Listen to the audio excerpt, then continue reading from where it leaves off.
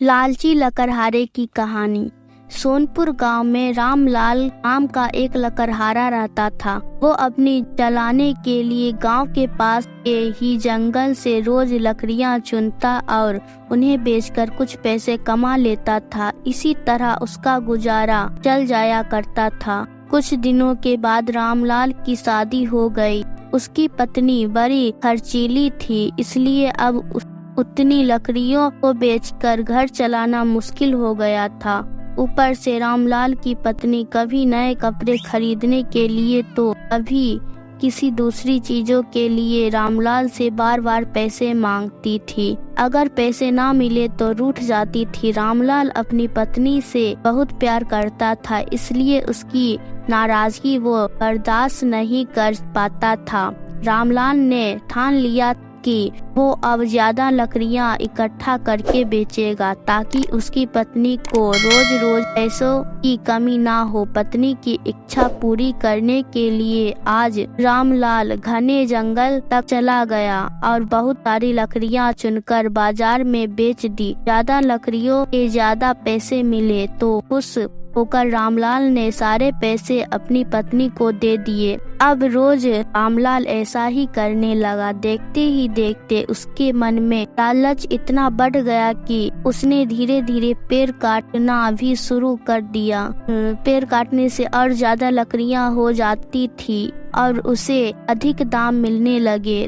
लकड़हारा हर हफ्ते एक पेड़ काटता और लकड़ियां बेचकर मिलने वाले पैसों से अपने पत्नी के शौक पूरे करते। अब पैसे ज्यादा आ रहे थे तो घर भी अच्छे से चल रहा था। धीरे धीरे रामलाल ने पैसों को जुए में लगाना शुरू कर दिया। जुआ खेलने की तल ऐसी लगी कि रामलाल एक मोटी रकम इसमें हार गया। अब इस रकम को चुकाने के लिए रामलाल ने एक दो मोटे मोटे पेड़ काटने का फैसला लिया। जैसे ही रामलाल ने जंगल में जाकर अपनी कुल्हाड़ी को एक बड़े से पेड़ पर चलाने की कोशिश की तो उस पर पेड़ की टहनी ने हमला कर दिया। रामलाल चौंक गया, फिर उसे पेड़ की एक टहनी ने लपेट लिया। रामलाल कुछ समझ नहीं पाया कि यह सब क्या हो रहा है। तभी पेड़ से आवाज आई, मूर्ख, तू अपने लालच के चक्कर में मुझे काट रहा है। तू सारे पैसे जुए में लुटा देता है और फिर पैसे लौटाने के लिए पेड़ काटने आ जाता है। तुझे पता है कि पेड़ कितने कीमती होते हैं। हमारे अंदर भी जान बसती है और तुम इंसान को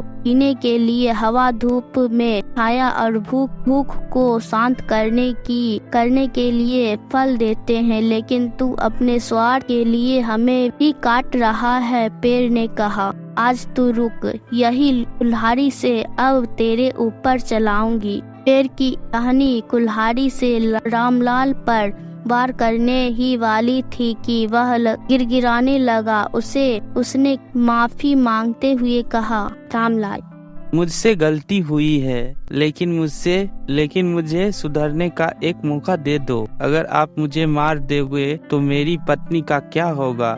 वो अकेले पड़ जाएगी। आज से मैं किसी पेड़ को नहीं काटूंगा, यह प्रण लेता हूँ। यह सब सुनकर पेड़ को रामलाल के ऊपर दया आ गई। उसने रामलाल को छोड़ दिया। छूटते ही रामलाल भागकर अपने घर गया और पैसों के लालच में ना आने का संकल्प ले लिया। कहानी से सीख मिलती है, लालच में आकर पर्यावरण के साथ खिलवाड़ नहीं करना चाहिए। हमें ऑक्सीजन पेड़ से ही मिलती है। इन्हें काटकर हम खुद अपने जीवन में संकट को ना लाएंगे। अगर आप मेरे चैनल पर नए हैं तो चैनल को सब्सक्राइब और वीडियो को लाइक करना ना भूलें। तब तक के लिए बाय बाय, मिलते हैं अगले वीडियो में।